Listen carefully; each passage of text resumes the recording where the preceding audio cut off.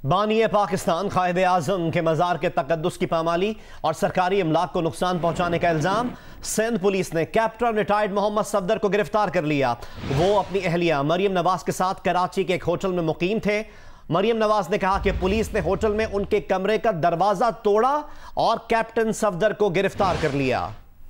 आपको अपडेट करें कि मरियम नवाज की जानिब से ये कहा गया है कि पुलिस ने होटल में उनके कमरे का दरवाज़ा तोड़ा और कैप्टन सफदर को गिरफ्तार कर लिया गया। कैप्टन रिटायर्ड सफदर ने मज़ार कायद पर हाजिरी के दौरान वोट को इज्जत दो और मादरे मिल्लत जिंदाबाद के नारे लगाए थे। मुकदमे में मरियम सफदर समेत 200 नामालूम अफराद नामजद किए गए हैं। जान से मारने की धमकी और मज़ार कायद एक्ट की खिलाफ वर्जी की दफात शामिल की गई हैं। मुस्लिम लीग नून के रहनुमा कैप्टन रिटायर्ड सफदर को गिरफ्तारी के बाद थाना अजीज भट्टी में रखा गया है। पुलिस की एक बख्तरबंद थाना अजीज भट्टी पहुंचा दी गई है और कुछ देर बाद कैप्टन रिटायर्ड सफदर को अदालत में पेशी के लिए ले जाए जाने का इम्कान है। नुमाइंदा जियो न्यूज़ जिशान शाह हमारे साथ मौजूद है, उनसे डिटेल्स जानेंगे। जिशान, अभी क्या सूरत हाल है?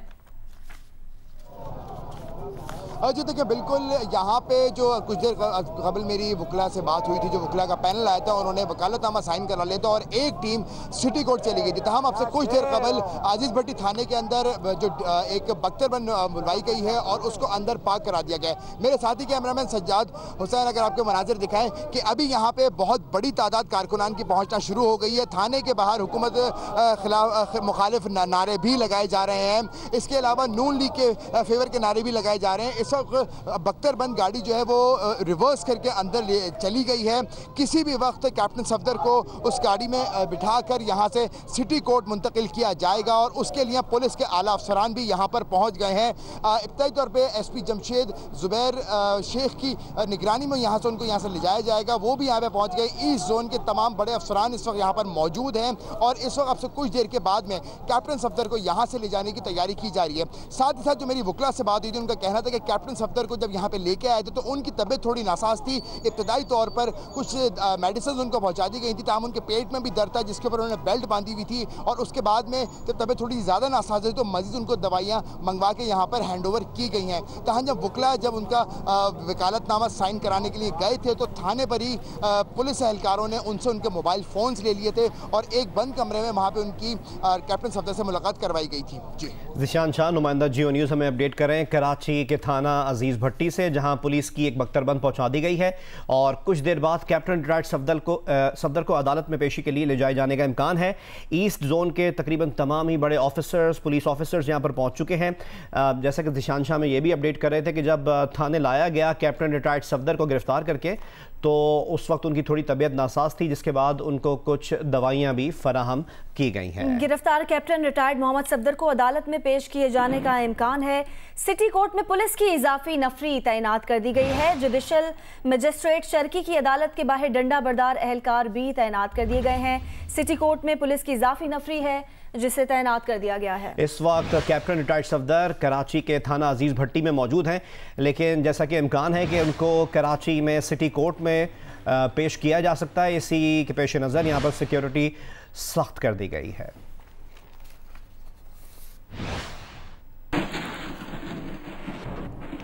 रहनुमा मुस्लिम लीग नून मोहम्मद जुबैर का कहना है कि कैप्टन रिटायर्ड सफदर को दरवाजे तोड़कर गिरफ्तार करना काबिल मजम्मत है। मुकदमे के मुहर्रिकात समझने की कोशिश कर रहे हैं। कैप्टन सफदर को रिहा ना किया गया तो पूरे मुल्क में रद्द अमल आएगा। उन्होंने कहा कि रियासत की जानिब से ऐसा ऑपरेशन किया गया जैसे दुश्मनों के साथ किया जाता है।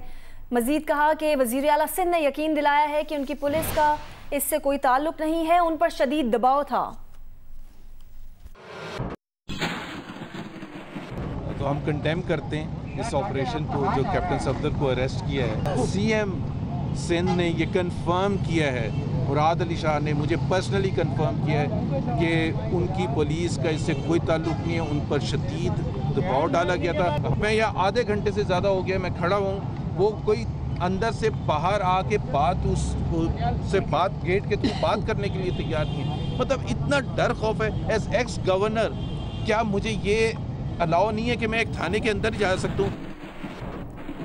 सिंध के वजीर तालीम सईद गनी ने कहा है कि वजीर आला सिंध पर कोई दबाव नहीं था। कैप्टन रिटायर्ड मोहम्मद सफदर की गिरफ्तारी सिंध हुकूमत की हिदायत पर नहीं हुई। इस बात की तय तक जाएंगे कि हुआ क्या है। जियो न्यूज के प्रोग्राम जियो पाकिस्तान में गुफ्तगू करते हुए सईद गनी का कहना था कि गिरफ्तारी पीडीएम की जमातों में इख्तिलाफात की साजिश नजर आती है। साहब से कोई दबाव नहीं था और ये गिरफ्तारी सिंध हुकूमत की हिदायत पर नहीं हुई है। अब ये हम जरूर इस बात की तह तक जाएंगे। पीटीआई के रहनुमा कल थाने पे गए, उन्होंने बड़ा शोर किया कि एफआईआर होनी चाहिए और हम आईजी और चीफ सेक्रेटरी पे दबाव डालेंगे। उन्होंने कहा है खुद जिस तरह गिरफ्तार किया गया ये नाम बिल्कुल ही काबिल मजम्मत है। वफाकी वजीर इत्तलात शिबली फराज कहते हैं कि कैप्टन रिटायर्ड सफदर ने मज़ार कायद की हुर्मत को ठेस पहुंचाई, मज़ार पर हुल्लड़बाजी की। मुल्क को पीछे धकेलने के लिए बनारसी ठगों का टोला इकट्ठा हुआ है। ये चाहते हैं कि 1 अरब से कम की रकम का मामला करप्शन में नाशुमार किया जाए। पेशावर में मीडिया से वो गुफ्तगू कर रहे थे। उन्होंने कहा कि नौसर बाज खुद को बीमार बनाकर मुल्क से बाहर चला गया, नवाज शरीफ को वापस लाकर आम जेल में डालेंगे। आजकल पाकिस्तान में बनारसी ठगों का एक टोला इकट्ठा हुआ है। पाकिस्तान के फाउंडर कायद आज़म के मज़ार पे जाके इन्होंने जो हुल्लड़बाजी की है, कायद आज़म का मज़ार जो कि पाकिस्तान की बका का, पाकिस्तान के मुस्तकबिल का, पाकिस्तान के होने का एक सिंबल है, उसमें जाके इन्होंने किस किस्म की बदतमीजी और हुल्लड़बाजी की है कि इस बात को भूल जाएंगे किसने गिरफ्तार किया है। आप जुर्म देखें। वफाकी वजीर फवाद चौधरी कहते हैं कि सिंध पुलिस का कैप्टन सफदर की गिरफ्तारी का अमल कानून के एहतराम का बयानिया है। मज़ार कायद कमजर्फ सियासी क़यादत के खेल का मैदान नहीं। मज़ार कायद पर इटकेलियां, नारे गैर संजीदा तर्ज अमल खिलाफ कानून है, सजा होनी चाहिए।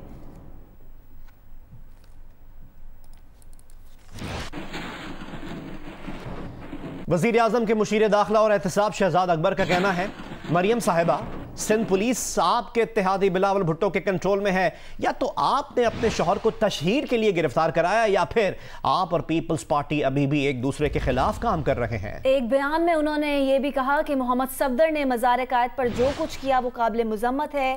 क्या ये सब मरियम साहिबा के उकसाने पर किया गया?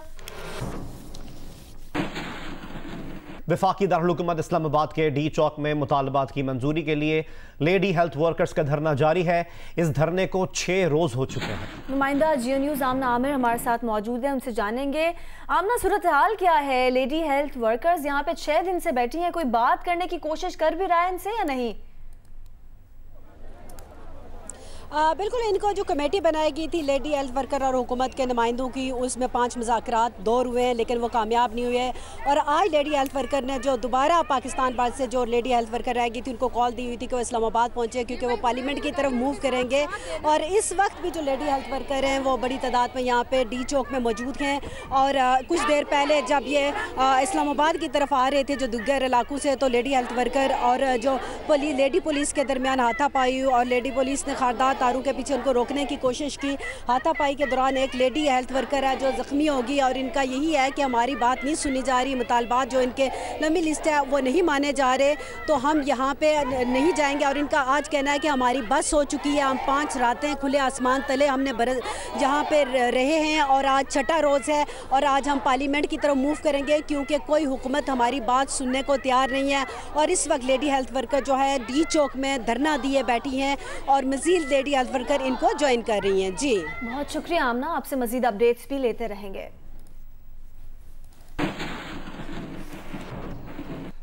उकाड़ा में मकान की छत गिरने से खातून और 4 बच्चे जाँ बहक जबकि 1 बच्चा जख्मी हो गया। रेस्क्यू जराये के मुताबिक छत गिरने का अंदोहनाक वाकया गेंबर अड्डा के नवाही मोजा 64R में पेश आया, जहां जेर तामीर मकान की छत पर मलबा रखा हुआ था जिसका वजन बर्दाश्त न करते हुए छत गिर गई। रेस्क्यू टीम्स ने मलबा हटाकर जाँ बहक अफराद और जख्मी को बाहर निकाल लिया है। जाँ बहक होने वालों में 25 साला परवीन, 5 दिन की नौमौलूद बच्ची, 4 साला अदील, 3 साला ईमान फातिमा और 2 साला सिद्दीक शामिल हैं। जख्मी बच्चे 4 साला शकील को अस्पताल मुंतकिल कर दिया गया है। गुलबर्ग लाहौर में आग से मुतासरा प्लाजा में 24 घंटे गुजरने के बावजूद इमदादी सरगर्मियां जारी हैं। रेस्क्यू टीम्स की जानिब से प्लाजा के स्ट्रक्चर का जायजा लिया जा रहा है। मजीद डिटेल्स हासिल करते हैं नुमाइंदा जियो न्यूज़ अहमद फराज से। अहमद फराज, क्या ताज़ा सूरत हाल है? जी बिल्कुल जी, ये गुज़श्ता रोज बड़े ही होलनाक आतिश ज़दगी का वाक़या पेश आया था। ये गुलबर्ग में एक निजी शॉपिंग सेंटर में, और इसका मुकम्मल जो है 2, तीसरा और चौथा फ्लोर जो है वो मुकम्मल तौर पर जो है कि वो इसकी लपेट में आ गए थे, जिसकी वजह से सैकड़ों दुकानें जल गई थी और करोड़ों रुपए का नुकसान हुआ है। और अभी भी हम देख रहे हैं कि यहाँ पर प्लाजा जो है मुकम्मल तौर पर गवर्नमेंट की जाने से, इंतजामिया की जाने से उसको सील कर दिया गया है और जो नीचे 2 फ्लोर बचे हैं उनको भी दुकानदारों को अंदर जाने की इजाजत नहीं है। रेस्क्यू हुकाम अभी यहाँ पे मौजूद है, रेस्क्यू एहलकार मौजूद है, पुलिस रेंजर्स के दस्ते यहाँ पे मौजूद है, लेकिन किसी को जाने की इजाजत नहीं है। लेकिन इससे कबल चैम्बर ऑफ कॉमर्स में मुतासरा ताजरों ने जो है वो प्रेस कॉन्फ्रेंस की है और उन्होंने पंजाब हुकूमत से मुतालबा किया है कि उनको एक तो मुतबादिल जगह दी जाए। उन्होंने मुतालबा किया कि इनके मुतबादिल जगह दिए जाए। बहुत बहुत शुक्रिया अहमद फराज, हम आपसे मजीद डिटेल्स भी हासिल करते रहेंगे। कराची में पीटीआई के रहनुमा इस वक्त न्यूज कॉन्फ्रेंस कर रहे हैं, खुर्रम शेर जमान बात कर रहे हैं। करेगा उसके साथ साथ मैं हलीम भाई ने बताया कि मैं इसमें बस इतना ज़रूर ऐड करना चाहूँगा कि हम सिंध पुलिस को जो है वो खिराज तहसीन पेश करते हैं कि कल उन्होंने 10 घंटे तक हम वहाँ पर बैठे, हमने वहाँ पर एहतजाज किया और आखिरकार उन्होंने अपनी वर्दी का हक अदा करा और ये FIR सुबह के मेरे ख्याल से 5:30-6 बजे जाके उन्होंने FIR काटी और उसके बाद तो जाहिर है कि हम सो गए थे, लेकिन हमें ये यकीन और उम्मीद थी कि हमारी पुलिस जो है वो इस घटिया शख्स को जाके अरेस्ट भी करेगी जो उन्होंने करा। अब ये मैसेज पूरे पाकिस्तान के लिए है कि सियासी शख्स के लिए नहीं, पूरे पाकिस्तान के लिए मैसेज है कि कोई भी शख्स जब कराची आए और मज़ार कायद वो जाए तो वहाँ पर जाके उसने दुआ करनी है, एहतराम से रहना है, इज्जत से बाहर निकलना है। पीटीआई रहनुमा कराची में न्यूज़ कॉन्फ्रेंस कर रहे हैं। खुर्रम शेर जमान का कहना था कि सिंध पुलिस को खिराज तहसीन पेश करते हैं जिन्होंने सुबह 5 बजे ये मुकदमा दर्ज किया।